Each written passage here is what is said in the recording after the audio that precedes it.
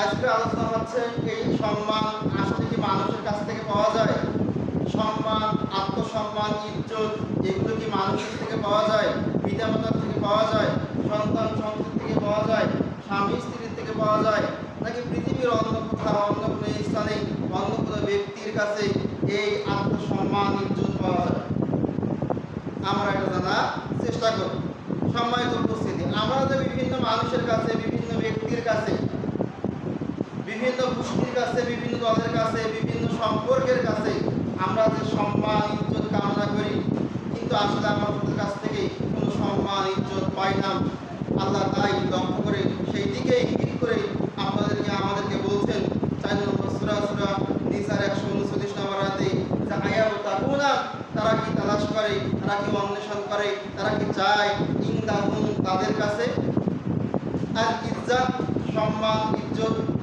আল্লাহ সুবহানাহু ওয়া তাআলা বলছেন কি আয়াও তাকুনা ইনদাহুমুল ইজ্জত, তারা কি তাদের কাছে, তারা কি একে অপরের কাছে ইজ্জত, সম্মান, আত্মমর্যাদা এগুলো তালাশ করে, এগুলো কামনা করে, এগুলো চায়। তারা কতই না বোকা, তারা কতই না অবুঝ, বোঝে না যে আসলে পৃথিবীর কার কাছে এই সম্মান ইজ্জত পাওয়া যায় না। কেন কেউ সম্মান বা ইজ্জতের মালিক নয়। কেননা আল্লাহ বলছেন ফাইন্নাল ইজ্জাতা লিল্লাহি জামিয়া, সমস্ত প্রকার, সর্বপ্রকার ইজ্জত, সম্মান, সমস্ত ইজ্জত, সম্মান একমাত্র আল্লাহর জন্য। তার মানে ইজ্জত, সম্মান সব কিছু আল্লাহর হাতে রয়েছে, আল্লাহর অধীনে রয়েছে। এর মালিকানা, এর অধিপতি একমাত্র আল্লাহ সুবহানাহু ওয়া তাআলা। আল্লাহ সুবহানাহু ওয়া তাআলা তিনি যাকেই চাবেন তাকে এই ইজ্জত সম্মান দান করবেন, যাকে চাবেন তাকে তিনি ইজ্জত সম্মান তার কাছ থেকে ইচ্ছা করবেন, যার কাছ থেকে ইচ্ছা করবেন এই ইজ্জত, এই সম্মান আল্লাহ সুবহানাহু ওয়া তাআলা কেড়ে দিতে পারেন। আল্লাহ সুবহানাহু ওয়া তাআলা আরো বলছেন যে মান কানা ইউরিদুল ইজ্জা, আর তারা কি ইজ্জত কামনা করে, তারা কি ইজ্জত চায়? মান কানা ইউরিদুল ইজ্জা, তারা কি ইজ্জত চায় অন্যের কাছে, অপর ব্যক্তির কাছে, আল্লাহর কাছে না আছে, তারা কি একে অপরের কাছে, অন্যের কাছে ইজ্জত কামনা করে, ইজ্জত চায়? আসলে ফালিল্লাহিল ইজ্জতু জামিয়ান, সমস্ত প্রকার ইজ্জত, সমস্ত প্রকার সম্মান এটা তো আত্মমর্যাদা একমাত্র আল্লাহর জন্য, মানে আল্লাহর কাছেই রয়েছে। এর মালিক, এর অধিপতি একমাত্র আল্লাহ সুবহানাহু ওয়া তাআলা।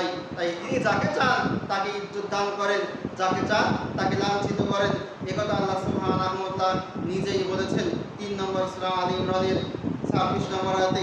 আল্লাহ নবীর মাধ্যমে বলছেন, হে নবী আপনি বলুন, কোরআনে আল্লাহ বলছেন, হে নবী আপনি বলুন, ওয়া তুইজ্জু মান তাশা ওয়া তুযিল্লু মান তাশা, হে আল্লাহ আপনি যাকে চান সম্মানিত করেন, আপনি যাকে চান ইজ্জত দান করেন, আপনি যাকে চান আত্মমর্যাদা দান করেন, ওয়া তুযিল্লু মান তাশা, আর আপনি যাকে চান লাঞ্ছিত করেন, আপনি যাকে চান অপদস্থ করেন, আপনি যাকে চান অপমানিত করেন, আপনি যাকে চান ধ্বংস করে দেন, আপনি যাকে চান পদদলিত করে দেন।